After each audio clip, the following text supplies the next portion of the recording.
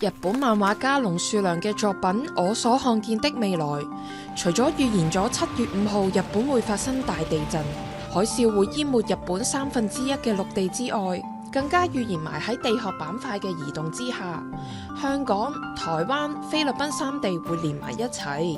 隨住呢個日子越嚟越近，市民對於預言係咪有所擔憂？又有冇做到啲乜嘢準備功夫呢？驚啊！咁你會唔會準備啲乜嘢啊？因為咁樣。買啲糧食咯，買油呢啲 BB 奶粉呢啲咯。到時真係香港有地震，識唔識得反應啊？驚唔驚？驚啊！咁你驚唔驚啊？自己有冇準備啲乜嘢啊？就嚟咯喎咁。冇嘅，即係都繼續返學係嘛？呢個7月5號個末日預言啊！肯定擔心哦，擔心地震那個我們都經歷過，我在四川經歷過地震，很嚇人的呀。你自己經歷過嗎？是啊，我經歷過地震的呀。哦。那四川汶川大地震，你知道有多厲害？我看3個月哭3個月呀，看得好慘的呀。即係以前細個聽長輩有講過咧，1918年其實香港有地震，你哋知唔知？唔知啊，唔知啊，我都未出世，點知啊？即係長輩嗰啲都冇。冇啊，冇講。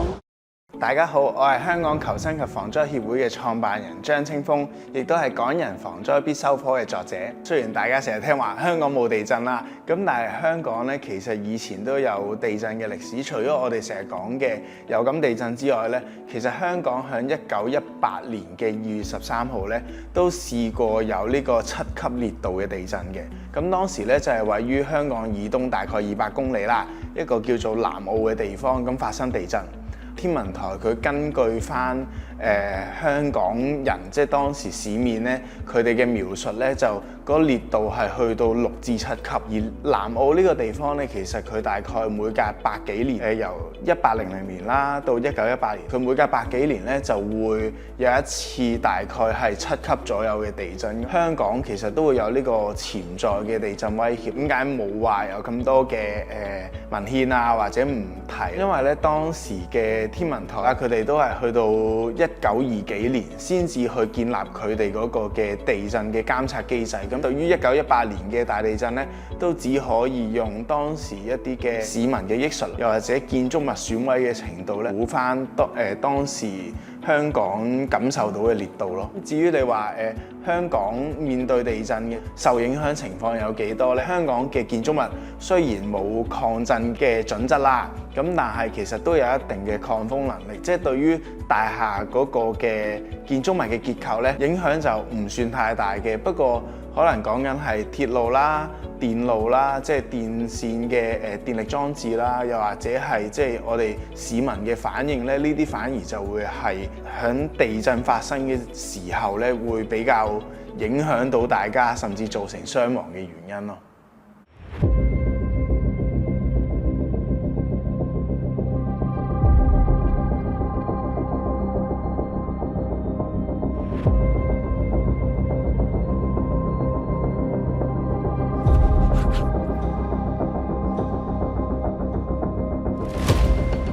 咁當然視乎翻嗰個嘅地勢嘅話，如果譬如真係日本嘅南海海潮地震，佢嘅海嘯嚟到香港嘅時候咧，東北面或者東邊呢一帶地方，當然佢嗰個威脅係大啦。咁但係好似你頭先咁講，其實屯元天，尤其是元朗一帶本身佢都係一啲低洼地區啦。你見到暴雨嘅時候咧，佢哋都會受到水浸嘅情況影響。咁呢啲都係相對地高危嘅地方。咁至於你話一啲高地，大嶼山啊，又或者係再內陸少少嘅，譬如係荃灣啊、上水咁嗰啲，相對又會安全啲咯。如果你話單睇海嘯嘅，咁其實沿海地區，譬如吐露港啊、西貢啊，甚至港島東啊嗰啲，其實都會有風險。咁但係你話整體唔單止係海嘯嘅，咁仲有地震啊、山泥傾瀉啊等等，其實就好難話一個地方佢係完全係絕對係安全嘅。咁即係即使係半山。香港嘅西半山都曾經試過有618嘅水災引致山泥傾瀉，咁其實呢啲都係造成好大嘅傷亡，咁所以就冇得話邊一個地方可以完全躲避到災難，反而就係視乎你居住嘅時候有冇留意到佢潛在有啲咩風險，去做一啲嘅防災嘅措施啦，同埋準備咯。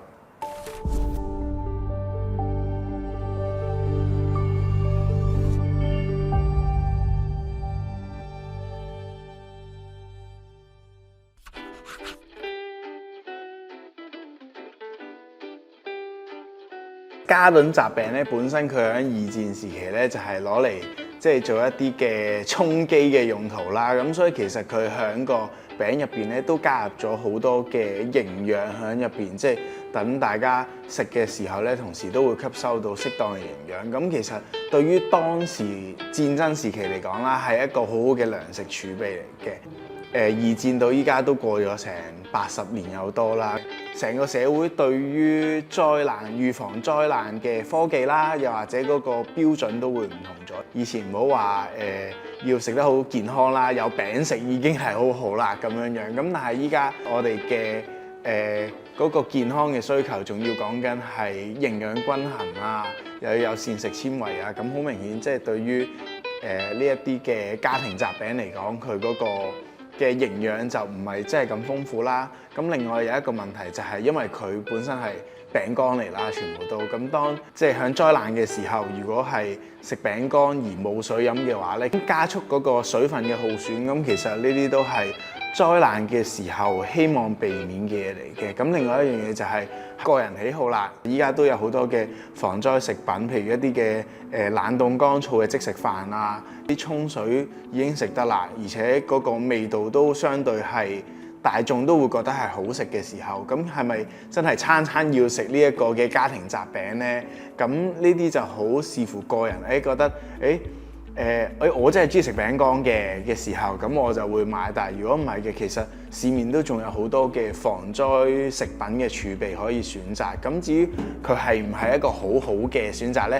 呢啲就要留翻大家去做呢個防災準備嘅時候呢，去自己衡量啦。我哋都會鼓勵當一般市民啦去準備防災食品嘅時候呢，其實都要兼顧自己嘅口味。咁當然你話佢係咪可以長期儲存？熱量嘅密度高唔高，又或者營養係咪充足？呢啲都係考慮嘅嘢。但係如果真係去到災難嘅時候，樣嘢係你唔想食嘅，第一你可能真係會唔去食啦，又或者心理上嘅考量，其實呢啲都係重要嘅嘢嚟嘅。尤其是依家嘅響災害上面啦，我哋都會好着重，即係大家受災嘅時候係咪會心理上得到平衡呢？會唔會譬如係小朋友啊咁樣會準備一啲嘅甜食啊，又或者一啲嘅朱古力啊，即係等佢哋喺災難度都係心理上得到個平衡。呢啲其實都係我哋會考量嘅。如果對於防災，我會準備啲咩嘢食呢？其實我自己就中意準備一啲紙盒裝嘅粟米，同埋真空包裝嘅雞胸嘅。災區好多時候未必有咁多嘅新鮮嘅蔬果可以有呢個便秘問題，咁而食粟米咧就可以減少咗呢啲問題嘅發生啦。咁就喺一般超市已經可以買到啦。嗰啲地捫咧一盒盒綠色嘅粟米粒，咁啊第一就係佢嗰個嘅儲存期都比較長啦，去到2年甚至3年咁樣樣。咁第二就係佢入邊咧其實儲存嘅時候，除咗粟米粒咧，亦都會有一啲嘅水分，咁都可以做一啲嘅臨時水分嘅補充啊咁樣。咁所以我平日嘅日常啦，又或者係攞嚟做儲備咧，其實都係揀呢兩樣嘢嘅。咁啊，即係咪好好食咧？佢一定唔係最好食嘅嘢嚟嘅。咁但係你可能加少少創意落去，可能加少少黑椒啊，或者加啲牛油啊，咁其實都已經係一個唔錯嘅選擇咯，向災難嘅時候。咁即使香港咧唔係一個災害常發嘅地區啦，咁但係其實咧災害咧佢一直都喺我哋嘅身邊，即係無論係我哋喺香港面對嘅颱風啊、水災啊、火災或者停電啦，又或者喺外遊真係有機會遇到嘅地震啊、海嘯，甚至係火山爆發。咁其實呢啲災難咧喺世界一直都係存在嘅。咁所以咁多位香港市民，即係無論嚟緊嘅7月5號係咪真係有災難與否，其實到之後嗰個災難機會依然都係有嘅。咁呢個亦都係鼓勵大家嚟緊都要繼續去學習多啲關於災害嘅防災啦，又或者應變嘅資訊。